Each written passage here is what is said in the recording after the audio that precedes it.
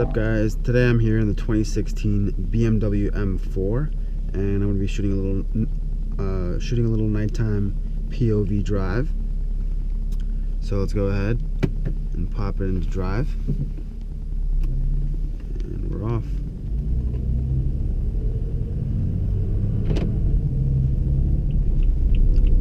So this M4 does come equipped with the full LED headlights, the full adaptive LED headlights, and with that comes the automatic high beams. So on the turn signal stock, there's a button towards the bottom where it activates the adaptive high beams.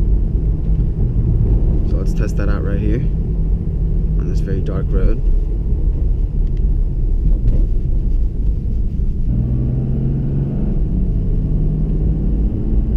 As you can see, it has automatically activated the high beams because it's sensed there's no light. And the high beams in this car are very bright considering what they are. I mean, they're LED, of course. So let's go ahead and make a left here. And we're back in the pitch black, so hopefully it should turn on.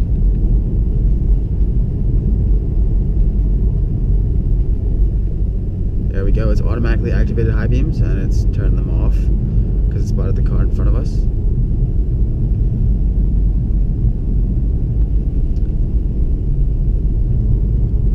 In all honesty, the BMW adaptive high beam is not as good as Mercedes's because I drove the brand new 2017 Mercedes E-Class with LED headlights on this exact road around the same time of night. And the adaptive high beam on that car worked extremely well, whereas on this car it kind of takes a while and it's a bit hesitant.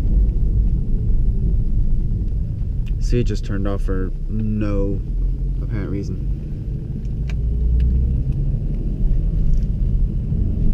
So right now the car is in efficient mode, and I'll put it in comfort, and then the comfort steering setting. And it's a pretty comfortable car. It's 12 a.m. right now, and I'm pretty tired, if I must say so myself. And it's not a hard car to drive, especially with the shifter in the lowest setting. It shifts gears very quickly, so it's a very smooth ride, no problem.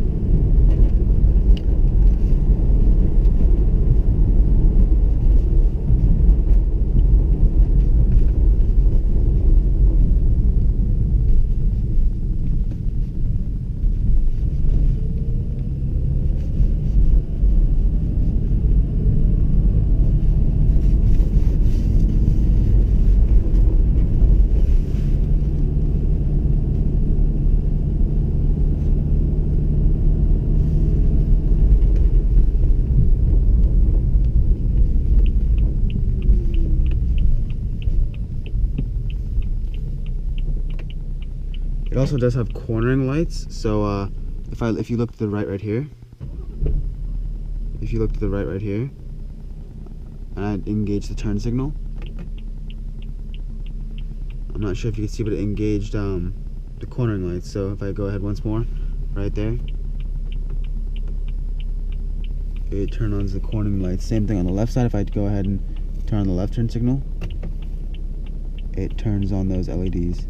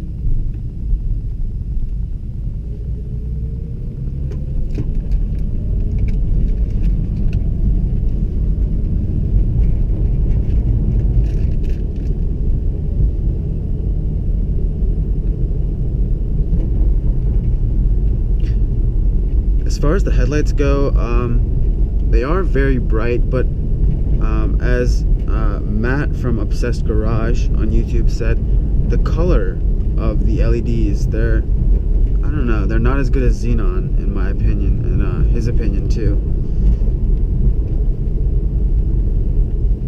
It's very bright, but it's not as easy on the eyes, and it's not as it's hard to explain. It's just not as nice of a color. And there you go, that's auto start stop. The car is automatically shut off. So if I deactivate that, the car is completely off.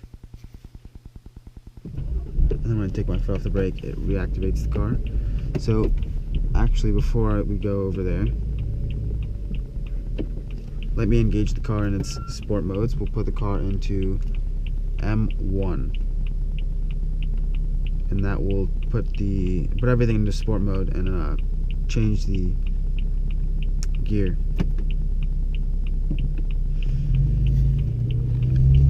setting.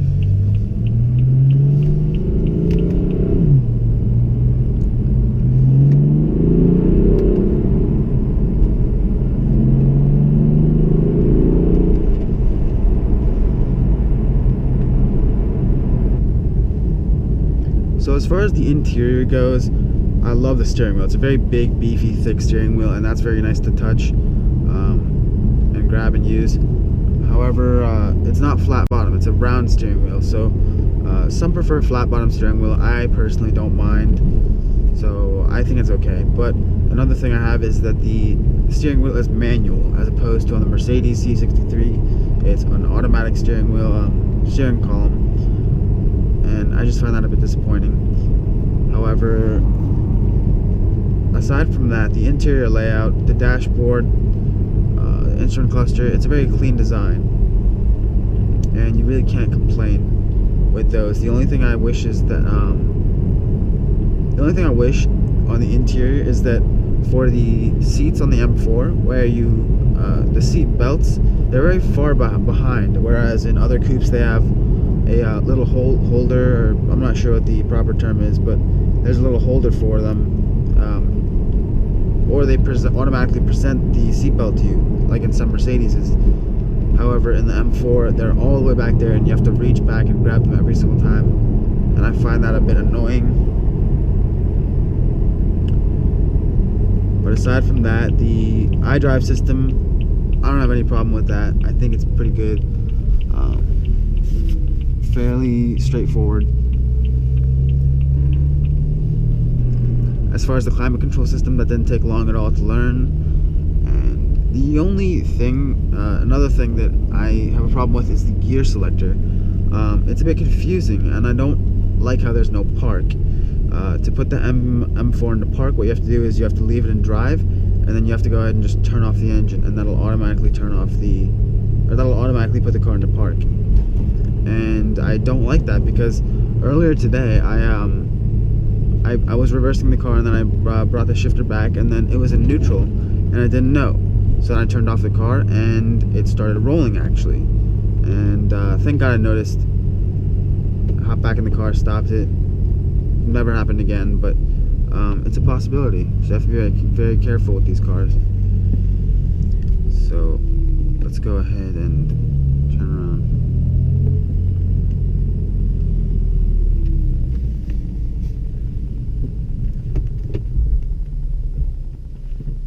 When you reverse, you do have a 360 degree camera, as well as a regular camera. So having driven the Lexus RCF, which is a direct competitor to this car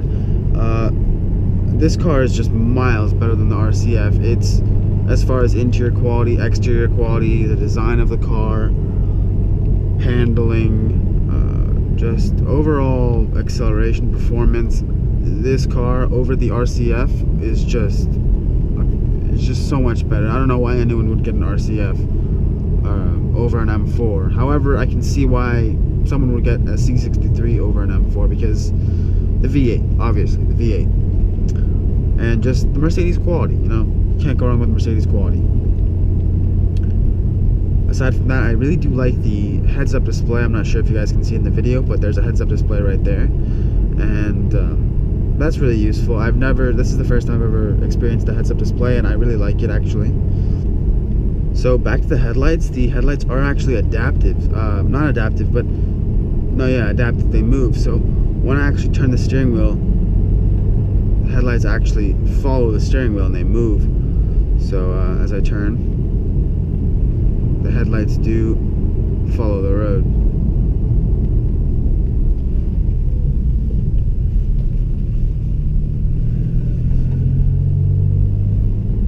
So as far as driving this car in the nighttime, it's honestly, you can't go, there's nothing to complain about. The headlights, they're great. LED, they do illuminate the road very well.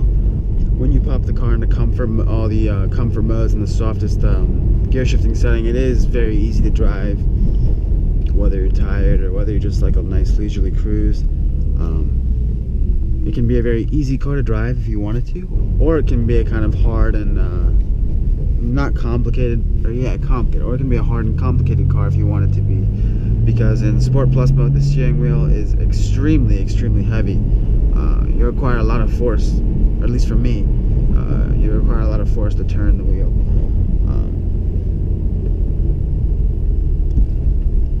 But you can't complain about that. I mean, heavy steering wheels are part of the package when it comes to sports cars.